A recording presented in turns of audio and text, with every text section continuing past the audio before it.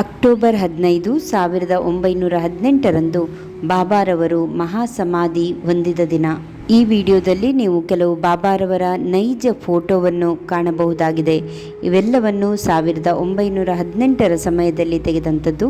ಇದು ಮಹಾಸಮಾಧಿ ಹೊಂದಿದ ದಿನದ ಫೋಟೋವಾಗಿದೆ. ಭಕ್ತಿಯಿಂದ ನಮಸ್ಕರಿಸಿ ಓಂ ಸಾಯಿರಾಮ್ ಎಂದು ಟೈಪ್ ಮಾಡಿ. ಹಾಗೆಯೇ ಇದು ಬಾಬಾರವರ ಸಮಾಧಿ ಹೊಂದಿದ ದಿನ ಅಲ್ಲಿ ಫೋಟೋವನ್ನು ಇಟ್ಟು ಪೂಜಿಸುತ್ತಿದ್ದರು. ನಂತರ ಆ ಫೋಟೋವನ್ನು ಬದಲಿಸಿ ಬಾಬಾರವರ ಮೂರ್ತಿಯನ್ನು ಪ್ರತಿಷ್ಠಾಪನೆ ಮಾಡಲಾಯಿತು. 1920ರ ದಶಕದಲ್ಲಿ ಬಾಬಾರವರ ಸಮಾಧಿ ಮತ್ತು ಕೇವಲ ಫೋಟೋವನ್ನು ನೀವು ಕಾಣಬಹುದಾಗಿದೆ. ಬದಲಾಗಿ ಅಮೃತಶಿಲೆಯ ಮೂರ್ತಿಯು ಇರುವುದಿಲ್ಲ.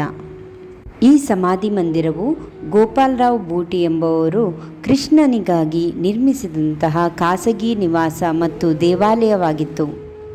ಬಾಬಾರವರ ಸಮಾಧಿಯ ನಂತರ ಆ ಸ್ಥಳವನ್ನೇ ಬಾಬಾರವರ ವಿಶ್ರಾಂತಿ ಸ್ಥಳವನ್ನಾಗಿ ನಿರ್ಮಿಸಲಾಯಿತು. ಈ ಫೋಟೋವನ್ನು ಮುಂಬೈನ ಛಾಯಾಚಿತ್ರಕಾರರೊಬ್ಬರು SS ದೇವರೆ ಎಂಬುವರು ಬಾಬಾರವರ ಆಗಿನ ಸಮಯದಲ್ಲಿ ತೆಗೆದಿದ್ದರು.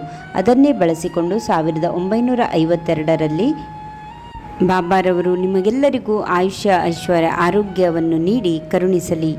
ಓಂ ಸಾಯಿರಾಮ್.